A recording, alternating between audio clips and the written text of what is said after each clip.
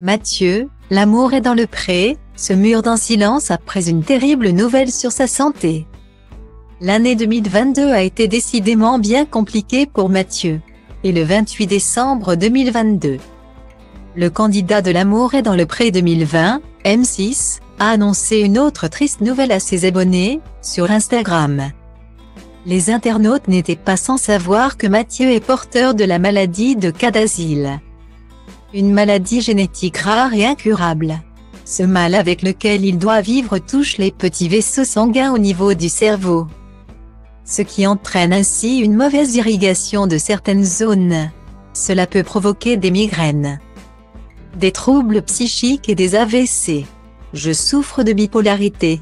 J'ai un risque sur 3 de faire un AVC à partir de 45 ans et une chance sur 6 que cela survienne la nuit, confiait-il à closé en juillet dernier. Style Diva place Holdé à 1 et à 1, 8 300 px, minimum et 250 px, at Media Screen End, minimum 8 990 px, div. À place Holdé à 1 et à 1, 8 620 px, minimum et 350 px, style.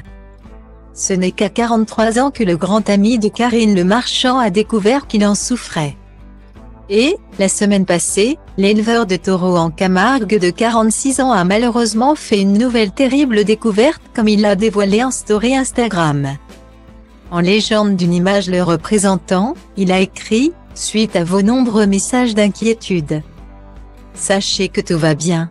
Néanmoins, l'année fut assez compliquée pour moi, avec en plus l'annonce de cette nouvelle maladie génétique la semaine dernière. Je fais donc une pause réseau. Je vous retrouve pour mon plus grand plaisir dès le 1er janvier 2023. À 12 heures précises, pour une nouvelle et grande aventure. Guillemets. Mathieu n'a cette fois pas précisé de quelle nouvelle maladie il souffrait. Peut-être en dira-t-il plus dans les jours à venir à ses abonnés. On imagine qu'elle a été découverte dans le cadre de sa GPA en Colombie. Il a en effet dû effectuer plusieurs tests, afin d'éviter que son enfant soit atteint de cette maladie et ait la même mutation comme il l'a confié à plusieurs reprises sur Instagram. Un parcours qu'il vit seul puisque, comme le public a pu le découvrir l'été dernier, Alexandre et lui ne forment plus un couple. Aujourd'hui, on se sépare, d'un commun accord. Bon, on s'appelle tous les jours.